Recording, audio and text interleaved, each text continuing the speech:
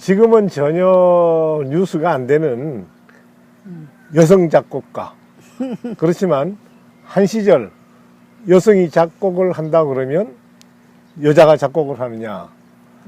또 그로 인해서 많은 그 힘든 시간이 있었던 것 같습니다. 오늘은 양평에 양수리를 건너서 문호리에 한국을 대표하는 창작자이신 오숙자 작곡가님을 만났습니다. 안녕하세요. 안녕하세요. 네, 이제 6월입니다. 네. 그러다 보니 이렇게 꽃도 만발하게 피었고 참 지난 시간 많이 좀 힘들었지만 또 아픈 만큼 우리가 또 만남이 즐거운 것 같습니다. 네. 건자에 또 많은 작업을 하고 계시죠? 네. 어떤 곡을 쓰고 계십니까? 요즘에는 주로 이제 가곡을 많이 쓰고 있어요. 네. 제가 초기서부터 그 창작 생활 시작하는 서부터는 가곡을 별로 작곡을 하질 않았었어요. 초기에는 네, 전혀 작곡을 하지 않다가 네. 주로 기악곡, 챔버 뮤직 또는 합창곡, 관현악곡, 뭐 협주곡 그런 곡들을 썼었죠. 네. 근데 요 근래에 와서는 가곡을 위주로 네. 쓰고 있어요. 자, 우선은 제가 처음 이야기했듯이 그 여성 작곡가, 지금은 아마도 그 남성 작곡가보다는 여성 작곡가가 수적으로도 훨씬 많을 것 같습니다. 네, 그래요. 그래서 이게 오늘 이제 그 기록성의 의미가 있는데요. 그래서 그 여성 작곡가의 태동 배경, 태동 상황, 그거부터 오늘 이야기를 시작을 하죠. 네. 어떻게 여성 작곡가가 회가 탄생하게 됐습니까? 네. 그때 이제 여성 작곡가들이 활동을 하는 초기였는데요. 네. 사실 그 비하가 있어요. 네. 제가 예술가곡집 제 1집을 그 녹음을 하고 그럴 때 바리톤 김부열 선생님이 김부열 선생님 저도 알죠. 예. 네. 이제 제 곡 네. 북을 부르셨는데 네. 그때 함께 연습도 하고 스튜디오에서 만나서 이제 하면서 오 선생님이 이렇게 여성 작곡가를 이렇게 활발히 하는데 여성 작곡가 모이면 없어요. 그래서 네, 아직 없는데요. 그랬더니 다 함께 이제 여성 작곡가 해도 창설해서 이렇게 전국적으로 활약을 해야 되지 않느냐고 그러시더라고요. 그래서 제가 이영자 선생님한테 즉시 연락을 드렸어요. 선생님이 이런 일이 있는데 어떻게 생각하세요? 그랬더니 좋은 일이지. 그러면 김부열 선생님하고 같이 우리 세 분이서 만나요. 그래서 종로 그 한일관인가? 음식점 한일관 네 있죠. 네, 있었죠. 네. 거기에서 이제 세 사람이 만나서 이 여성 작곡가가 시작하게 됐어요. 네. 그래서 여성 작곡가회는 가장 그 연장자이신 이영자 선생님을 우리가 회장으로 모시자. 네. 그리고 이찬에 서경선, 허왕자, 물론 저를 포함해서 또 이영자 선생님 모두 다 그래서 발기인이 몇 분이나 발기했어요? 6분이 6분이. 발기인이 됐어요. 네. 그럼 연도별로는 언제입니까 그게? 그때가 81년도입니다. 81년. 그래서 그 예술의 전당 최연보홀에서 네. 1회 네. 발표회를 가졌어요. 창립 1회 그랬군요. 창작 발표회를 가졌죠. 네. 그러면서 그 6명이 이제 모여서 발표를 했을 거 아닙니까? 네. 어떤 발표들을 했나요? 그땐 실내악작 발표를 했죠. 거기가 다 이제 현대음악을 지향하는 작곡가들 그때 대세였으니까 그래서 현대음악들을 발표했어요. 현대음악들을. 네. 그렇게 해서 이제 태동이 돼서 매년 연주를 했겠군요. 네, 그렇습니다. 그러면서 회원들도 좀 늘어났나요? 예, 물론 이제 점점 늘어나고 또 대학을 졸업하고 대학원을 졸업하는 그런 여성 작곡가들이 여성 작곡가에 참여함으로써 여성 작곡가로서 활발하게 활동할 수 있는 하나의 큰 모멘트가 되었죠. 네. 기존에 또 한국 작곡가 협회도 물론 있었죠, 그때는. 물론 예, 있었죠. 그렇지만 네. 여성이 이제 특별히 네. 했는데 그 초기에 이제 예전에 이영자 선생님도 만나봐도 뭐 여성이 작곡한다는 것에 대해서 굉장히 의아하게 생각하고 또 좀 이상하게 생각했는데 그런 것을 겪었던 그런 사례들이 많죠. 네, 그 당시에는 여성이 운전을 하고 다니면은 그냥 모두들 이제 살림 안 하고 운전이나 하고 여자가 네. 그러면서 그런 소리를 듣던 시절이에요. 네. 그래 여성이 또 골프를 치면은 네. 아유 저 그냥 아파트 한 채 날렸겠다 그러면서 네. 그런 시절에 여성 작곡가가 활발하게 활동한다는 것은 그렇게 그 대중에게 관심사가 아니었죠. 네. 네. 우리가 사실 중세 시대 같아요. 그런 이제 권위주의, 네. 또는 옛날의 전통주의 네. 그런 거에서 여성에 대한 그 네. 위치나 또 인식이 굉장히 이제 낮았던 시절인데 네. 선생님은 이제 조금 전에도 말씀하셨지만 기악부터 먼저 시작을 했잖아요, 작품들이. 네, 그렇습니다. 그 배경이 어때서 그랬습니까? 제가 12살 때 네. 음악 선생님이 백태현 선생님이에요. 네. 작곡가. 네. 어떻게 이제 음악을 지도하시고 이러다가 제가 그 피아노 음이 전부 맞지를 않아요. 조율이 안 돼서. 반주하는데. 네, 네, 우리 네. 이제 중창을 지도해 주셨을 때는. 네.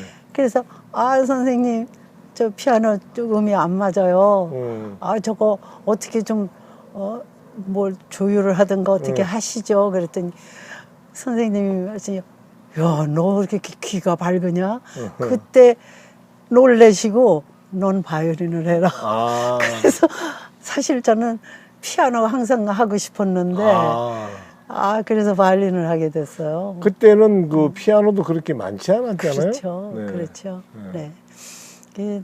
저는 어렸을 때, 4, 5살 때, 네. 그 성당에서 그 명동성당이죠. 풍금 치는 언니나 수녀님이 너무 신비스럽고 아름답게 보여서 네. 막 저희 집에 그때 발자병틀이 있었어요. 네. 그래서 그 풍금하고 페달이 있고 똑같아요.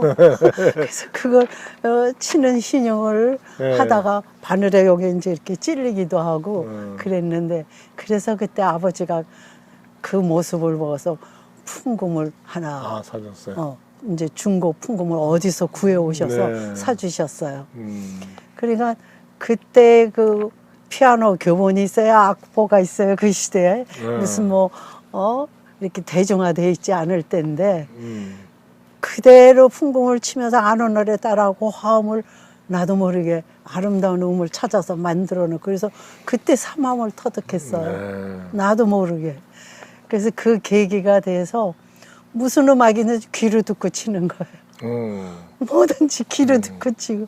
그래서 중학교 올라와서도 소품, 피아노 소품 같은 거는 악보를 필요가 없어요. 그냥 귀로 듣고 그냥 그대로 따라치는 그런 습관이 있었어요.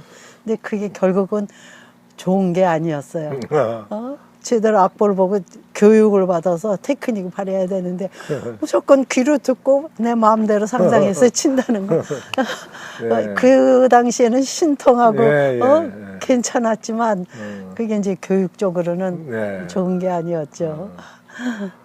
그러면 이제 그 바이올린을 해서 대학을 가셨군요. 네, 그렇습니다. 네.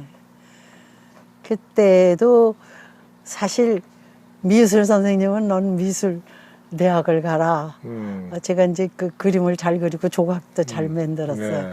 그러고 또 프랑스어 선생님은 불란서학과를 가지 발음도 좋고 너 샹송도 잘 부르잖아 이러면서 네. 서로 그렇게 했는데 제가 그건 결정을 했어요. 그래도 바이올린을 하니까 바이올린을 입학시험을 쳐야겠다.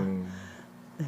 이제 어릴 때부터 감성도 좋고 또 예술적 감각도 있고 또 다재다능한 예. 하나만이 아닌 좀 그런 것 같아서 여러 가지 그림 걸 또 뭐 네.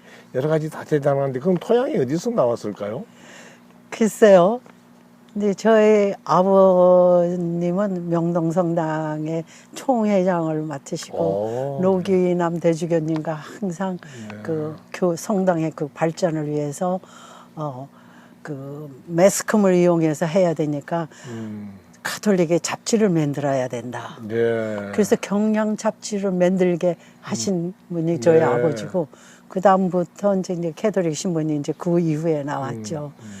그래서 아버지가 굉장히 그 앞을 지향하는 그 아주 뭐 모더니즘의 선구자라 그럴까 네. 그러신 분이었어요. 그래서 제가 바이올린을 할 때도 아버지는 기꺼이 찬성을 하셨고 음악을 좋아하셨으니까.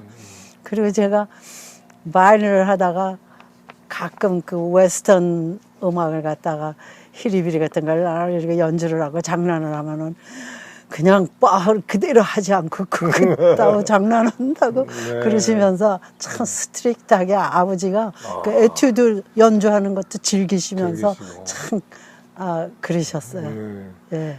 그러면 이제 그 바이올린 하다가 작곡으로 전하는 어떤 계기가 있었습니까?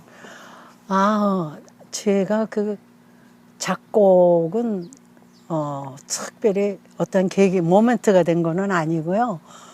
어려서부터 음악을 그냥 듣고서 풍공을 치고 그러다 보니까 아는 곡이 딸리면 자작곡을 그대로 만드는 거예요. 네. 뭐 이러면서. 근데 그것이 하나의 기초적인 그 작업이 돼 있는 걸 저는 몰랐어요. 네. 그리고 제가 그런 재능이 있다는 것도 저는 몰랐어요. 누가 뭐, 너 재능이 있어 가르쳐 주는 선생이 있나, 뭐, 집에서 다 음악을 사랑하고 좋아하니까 당연히 그것이 음악의 놀이이고 생활이 돼 있기 때문에. 그런데 초등학교 5학년 때 제가 그 짝이 시를 써서 장원을 했어요. 네. 그런데 이쁘더라고요. 백합화라는 시가. 네. 그래서 그거 줘봐. 그래갖고 오선지를 긋고 거기다가 즉시 작곡을 했는데 그게 그럼 남들이 다 못하는 일이라는 걸 몰랐어요.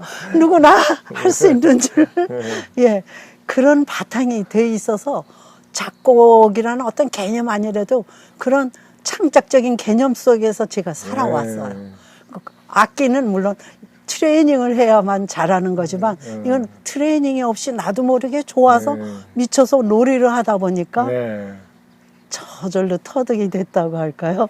그러니까 오늘의 이제 말하면 영재 같은 그것이 네. 누가 가르치지 않았는데 스스로 자생했네요. 그래요.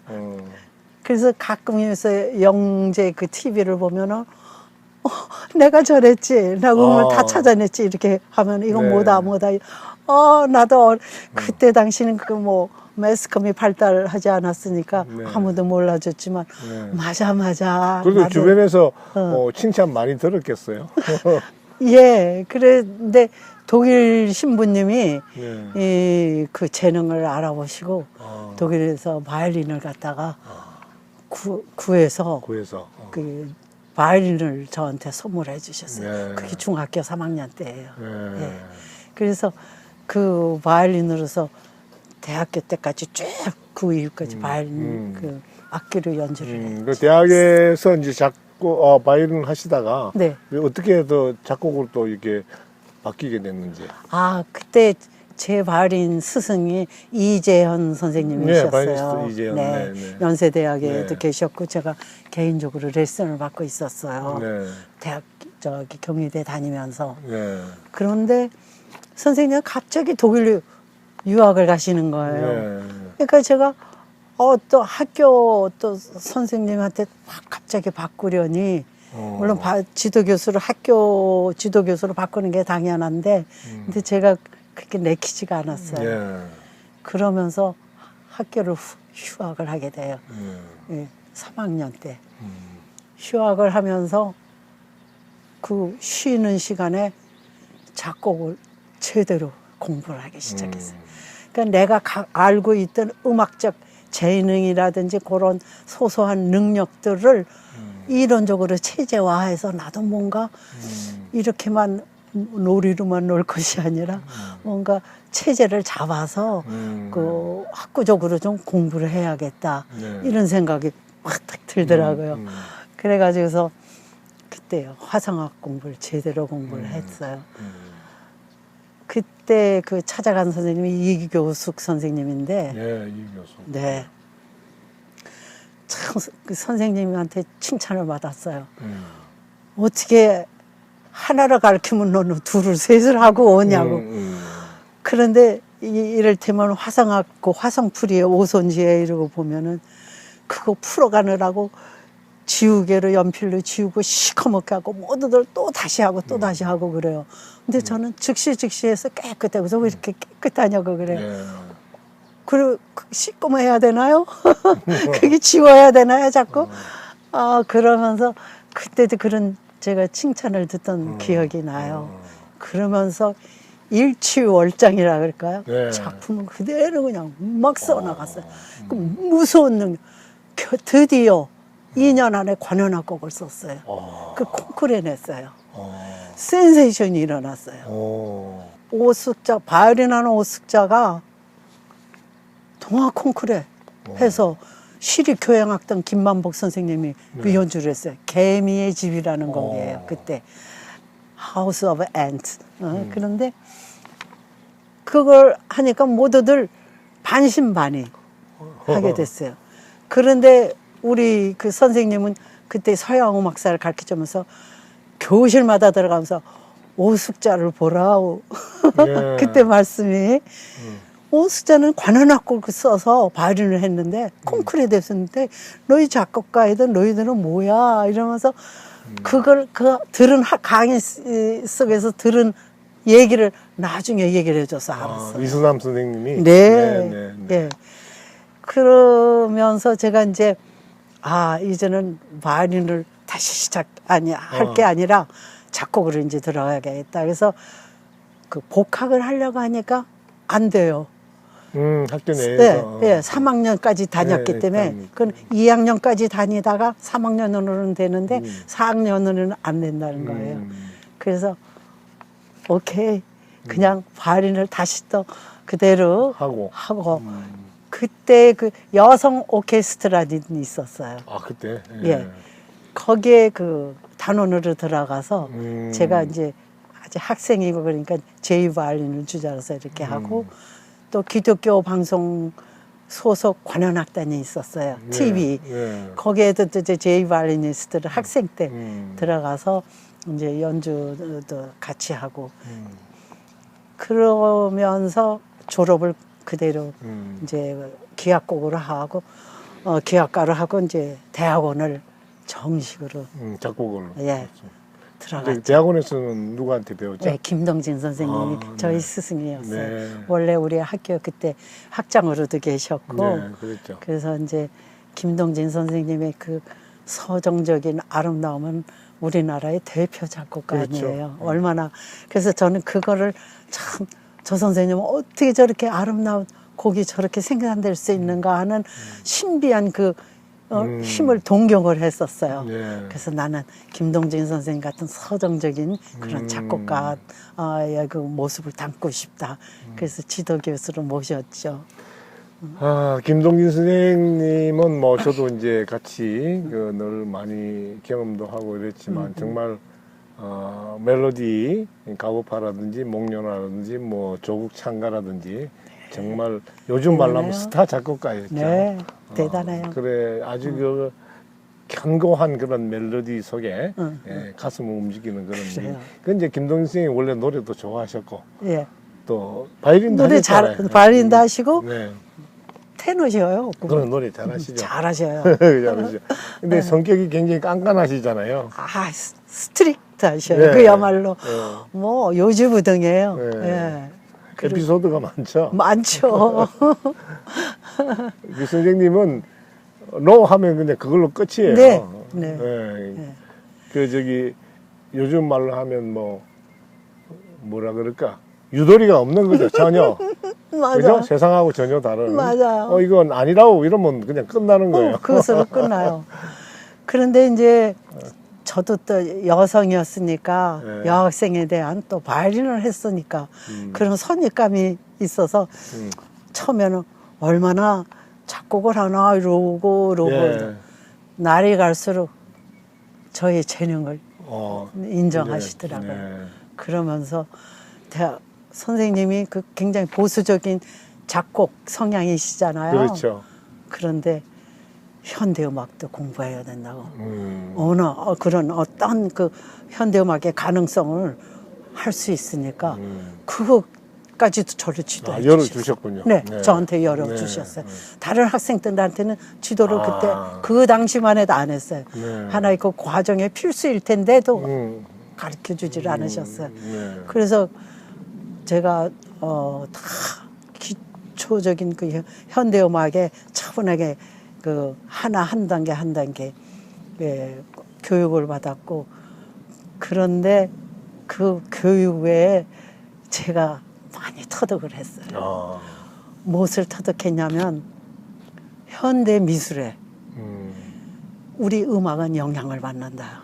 그걸 제가 알고서 드뷔시는 후기 인상파, 세잔느나 폴 세잔느 뭐 이런 화가들의 후기 인상에 받아서 그런 증사도 병진행이라든지 이런 화법을 사용하고, 그때 당시에 메시앙도 그런 그 신비주의 기법을 이렇게 했어요. 그럼 현대음악이면 쉔벨그 12음으로 즉각 그냥 가르쳐 주세요. 그건 아니에요. 쉔벨그 이전에 드뷔시 또 메시앙에, 그리고 메시앙은 그 홀톤 스케일을 또 해서 키를 조성을 부정하는 그러한 그 작업을 했는데, 거기서부터 차츰차츰 발전해서 그 다음에 C 홀톤 스케일과 C 샵 홀톤 스케일 둘이 존재해요. 홀톤 스케일은. 그럼 그걸 합하면은 바로 12음계가 되는 거예요. 그러니까 선생님의 네. 경우는 지금 요즘 말로 하면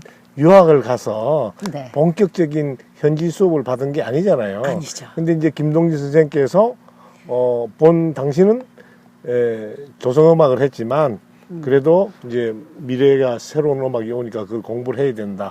이랬을 때 그거는 당연히 이제 오 작곡가님이 탐구한 거잖아요. 하나하나 분석하고 네, 맞습니다. 또 여러 경향에서 눈치를 채가지고 네. 이렇게 변하는구나. 네. 그래서 어떻게 보면 독창적인 현대음악을 공부를 했네요. 네. 그리고 또 하나의 저희 특징은, 그러니까 에튜드로 작업한 곡들이요. 네.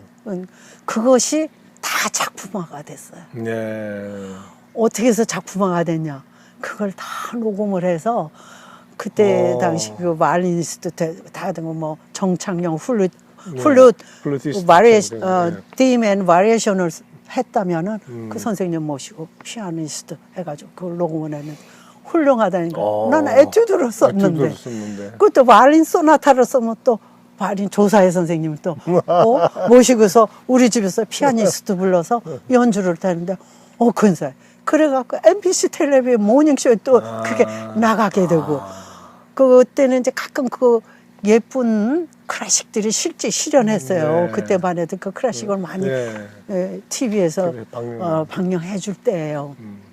그러니까 그런 그 에튜드들이 다 작품으로 실현돼서 TV에도 나오고 방송도 되고, 또 연주자니 이건 내가 한번 연주할게. 다 그렇게 해서 연주가 되니까 그게 작품화가 된 거예요. 제가 자신감을 그때 가졌어요. 나는 하면 그게 작품이 되네. 그러니까 에튜드로 썼는데 그냥 실수로 썼는데 바로 그것이 그게 되네. 단단한 작품이 된 거죠. 쇼팽도 에튜드 다 시험한데 에튜드 다 모차르트도 다 작품이 되잖아요. 네, 그 관현악곡 그 하우스 오브 앤트라는 거, 그 콩쿠르에 난 것도 그 실습곡이에요. 네. 실습으로 오케스트레이션을 처음 연습하면서 쓴 건데 그 콩쿠르에 된 거예요. 그 다음에 또 뭐 서울음악제 같은 데도 참여하셨나요? 이제 그것은 그 후죠. 그 후고? 네. 그 후에 대학원을 거의 졸업할 시기에 그 서울음악제 1회, 2회, 3회인데 1회는 저는 몰랐어요. 그때까지는. 근데 2회 때 작품을 냈어요. 그 관현악곡을 돌이라는 곡을 냈어요. 돌, 스톤. 네, 스톤. 네. 그래서 그게 이러고 입선이 될까 기다렸는데 입선이 안 됐어요. 네. 그래서 제가 시리를 갖고 내가 이거는 시간도 길고 1년여 걸려서 아주 심혈을 기울여서 썼는데 에튜드로 쓴 건 금방 작품이 되는데 이게 심혈을 기울인 건데. 그 어떤 내용의 작품이에요? 스톤이라는 그 도돌이라는 작품은? 돌이라는 하나의 그 자연의 네. 그 원초적인 그 오브제, 네, 오브제. 예, 그거를 다룬 거예요. 음. 예. 그런데 시리에 빠졌다가 연락이 왔어요. 김달성 선생님 위촉곡이 예. 돌아오지 않았대요. 작품을 못 쓰셨대요. 아, 위촉을 했는데 예, 작품이 예. 그때 됐다. 이제 이영자 선생님하고 네, 김달성 선생님 위촉곡이고 예. 저는 그 공모곡이었죠. 예. 그래서 한 곡이 비어서 차석으로 올라갔어요. 내 것이 올라갔어요. 근데 연주는 가장 좋았습니다. 그게 무슨 편성이 뭡니까? 그때 제 일관 편성으로 일관 관현악을 편성. 위한 돌. 네. 그래서 처음에 나갈 때 그 당시만 해도 그 획기적이죠. 그 70년대 초니까 네. 72년 그 전자 올게니. 네. 그 지금은 뭐 이게 많이 흔하죠. 됐지만 예. 그때는 작은 올게니였어요. 전자 올게니. 키보드죠 말하자면. 네. 그것이 크로스타움을 크로스타움을 넣으면서 시냇가에 자갈들이 비치는 그런 하면서 그 많은 기법으로 스트링이 신비스럽게 그걸 깔아주는 처음에 그렇게 시작이 돼요. 그건 굉장히 신비스러웠죠. 그리고 좀 현대화의 감각을 표현한 네. 작품이라고 볼 수 있어요. 네. 그 다음에 그 당시에는 뭐 강석기 선생이나 백병동 선생이나 예. 다 그런 분들하고 같이 작업을 예. 하신 거죠. 예. 그러면서부터 제가 계속 입선을 하니까 서울음악제 위촉 작가가 됐어요. 네. 그래서 위촉을 매해 거의 한 3번인가, 모두 5번. 한 번은 공모된 거고 4번이군요. 네. 그렇게 이제 했죠. 그러다 보니까 이제 그 ISCM 그 현대음악 거기에도 네. 이제 하고 또 이성재 교수님이 하시던 또 그 창악회라고 있었어요. 정확히 있죠. 예. 예, 거기에서 이제 함께 그 작품 현대음악 발표를 아주 열심히 했어요. 그 이제 여성 작곡가회의 창단 멤버로서 했지만 이 작품이 잘 나가고 예. 활동 반경이 넓어지니까 예. 남성 작곡가들도 많이 알게 됐겠군요. 그렇죠. 예.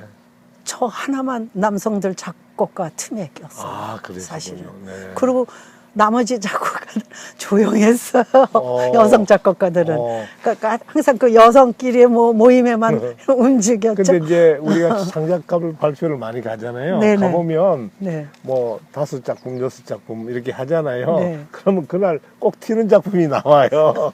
아마 그랬을 것 같은데요. 그랬어요. 예, 예. 네. 청중의 반응이 확 좋아버리면 조금 이제 옆에 사람들이 분위기가 좀 그렇죠.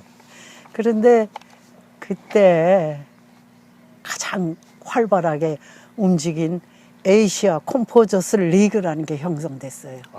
아시아 49개국. 원래는 뭐 50 몇 개국인데 네. 그 참가 인원이 그 이제 40 몇 국이지만 실제 참가는 홍콩, 일본, 대만, 우리나라, 필리핀, 뉴질랜드, 뭐 중국 네. 이렇게 해서 10개 미만 그 아시아 국가들이 형성해서 아시아 작곡가 제를 형성을 했어요. 네. 그래서 거기에서도 작품을 공모를 하면 작품을 실내악들 그렇게 낸 것이 다 입선이 돼서 제가 이제 국제적으로 많이 알려지고 국제 작곡가들에게 인정을 받았어요. 그랬어요? 국내보담도. 국내보다도. 네. 그래서 그때는 아주 늘 외국 다니면서 현지에 참가해서 아주 활발한 활동을 국제 활동을 했죠. 그 이제 그 두 작품 말고 그 당시에 또 경량의 작품들은 어떤 작품들이 있습니까? 아, 제가 이제 그 국제음악제의 그 아시아 음악제 작품 한 곡을 여기서 언급을 해야 되는데요. 그때 당시 제가 그 국선도 단전호 예. 그런 걸 이제 트레이닝을 받을 때예요. 건강을 위해서. 그러면서 명상을 하고 호흡하는 법을 배우고 그러면서 제가 념 시리즈라는 네. 곡을 만들게 됐어요. 근데 그 명상을 통해서 제가 이제 터득한 그런 어떤 신비한 그런 느낌. 그래서 그 념 시리즈라는 것은 즉 념이라는 것은 선의 세계겠네요. 네, 선적인. 생각과 음. 사고 그것이 같이 합쳐진 의미라고 보면 되죠. 그래서 념 시리즈 1, 2, 3, 4 이렇게 나가면서 원이 바이올린을 위한 무반주 바이올린을 위한 념 시리즈 1이었는데 그것이 도쿄 페스티벌, 도쿄 음악제에서 입선이 돼서 연주를 하게 됐어요. 그래서 그때 그 홍콩 그 칼라미스트면서 평론가가 오셔서 놀라셨어요. 이거는 세계적인 거다. 참 신비스럽다. 그건 무엇을 표현했느냐? 그 념 시리즈 1에는 제가 그 우리나라의 아악 있죠. 아악이 있고 궁중 음악의 그 숭고함과 고귀한 그 우리의 그 또 느린 그 패턴의 그 명상감 그게 있잖아요. 그리고 또 하나 우리나라의 그 조금 불안한 그러니까 평균율에 의한 게 아니고 좀 그렇죠. 불안한 예. 그런 미분음적인 악기가 한데 유니준으로 할 때 거기서 형성돼서 느끼는 신비한 느낌이 그게 헤테로폰이라고 말을 하는데 네, 그 헤테로폰. 표현을 네. 그것은 바로 현대음악과 통해요. 그래서 그런 그 느낌을 아주 심오한 바이올린의 심오한 농현과 또 불규칙한 그런 그 어떤 그 패턴이 형성되는 네. 군이 형성되는 그런 표현을 했었어요. 그래서 우리나라에서는 김남윤 선생이 바이올린하고 녹음도 하고 그랬죠. 네. 근데 지금도 그 곡을 참 연주하고 싶은데 좀 어려운가 봐요. 기피하고 있어요. 연주자들이. 어떻게 보면 이제 제가 이제, 요즘 뭐 하는 네. K 클래식이라는 말이 우리 전통을 바탕으로 해서 서양의 이런 테크닉도 들어가고 해서 누구든지 연주 가능한 그런 작품을 만들었는데 그 전통에 대한 이해가 상당히 그 자연스럽게 몸에 들어간 것 같아요. 이제 아까 단전 호흡 같은 것도 하시고. 네. 네. 그리고 념 시리즈 2는 네. 태국 에이시아 컴포저스 리그에서 네. 또 그 공모에서 셀렉트 돼서 네. 거기서 이제 연주를 했는데 그 첼로 솔로와 타악기 장고 풍경 소리 북 또 이 기타 그런 섬세한 타악기들 제가 소장하고 있는 걸 이용해서 그 념 시리즈 2를 였는데 그 현민자 씨가 태국에 같이 가서 연주하고 국악 연주자들이 함께 거기서 연주를 했어요. 념 시리즈 서울대학교 2. 저기 현민자교 아, 첼로. 연세대. 연세대였나요? 예, 현민자 씨. 현민자 예. 선생님이. 예. 그러면 그때 벌써 그 참 클래식의 한류 스타일로 네. 우리 소재의 네. 독특한 그런 그 예. 소재들을 많이 예, 제가 네. 했어요. 과감히 상당히- 시도했어요. 네. 아주. 그런데 그때 독일의 평론가가 우리 그 음악제를 참관해서 왔어요. 네. 그래서 영자신문 뱅콕 포스트에 호텔 숙소에 드러났는데 어제 연주했는데 오늘 그 평에 나와 평이 있었어요. 나왔어요. 네. 거기에 보니까 가장 성공적인 게 미스 오의 작품이었다. 네. 아주 유니크하고 네. 그러면서 독창적인 신비한 그런 표현을 했다. 그렇게 평을 했어. 그런데 좀 같이 참가한 우리 이제 작곡가들도 계시지만 좀 미안하지만은 가장 성공적인 다른 페일드 했다가 하는데 좀 네. 미안해서 내가 미안하죠. 그런 말을 잘 안 해요. 근데 프로필을 보니까 뭐 이태리에서 또 상탕 뭐가 있던데요? 아, 예, 그건 에이시아 컴포즈하고는 다른 네. 이태리에서 하는 세계 음악제예요. 네. 거기서 무악을 피아노와 타악기리만 무악, 그러니까 샤만 뮤직이죠. 네. 그걸 제출했는데 거기서 또 입선이 됐어요. 그래서 내가 좀 현대 악보니까 뭐 그래프적인 것도 있고 뭐 이렇게 좀 악보가 좀 그렇잖아요. 그 악보가 포스터에 실리고 내 포스터에, 악보가 예. 네 프로그램 첫 페이지에도 실리고 그랬어요. 그때는 사실 뭐 해외 여행이 그렇게 쉽지는 않았잖아요. 네, 안 갈 때. 네. 근데 전 자주 다녔어요. 아, 한 번은 도쿄에서 그는 뭐 그 G9의 날 기념 음악회가 히로시마에서 있었어요. 예, 예. 거기서 연주를 는 그때 기타와 첼로를 위한 From the East 동으로부터라는 걸 이제 하는데 연주가 막 끝나고 오는데 서울에서 전화가 왔어요. 도쿄 음악제 했다고 이렇게 1년에 그런 그 두 번씩 동경 히로시마 도쿄 이렇게 해서 연주해서 집에 왔다가 또 며칠 있다가 또 그 악보 준비해서 그러니까 참 저는 활발하게 발표를 하고 활발하게 활동을 했는데 그때 진짜 탁 선생님 만났어야 되는데 그렇죠. 그때 만났으면 리포트 해주시고 지금 막 사실 뭐 인터뷰하고 막 네. 그랬을 텐데 못 지금 만났어. 스타 작곡가 이미 그때 그렇죠. 그런 국제적인 활동을 그걸 해서 많이 알려지시고 이랬는데 이제 마무리를 하자면 김동진 선생님과의 작업이 거의 끝나고 이런 작품들이 이제 원 시리즈가 끝나죠.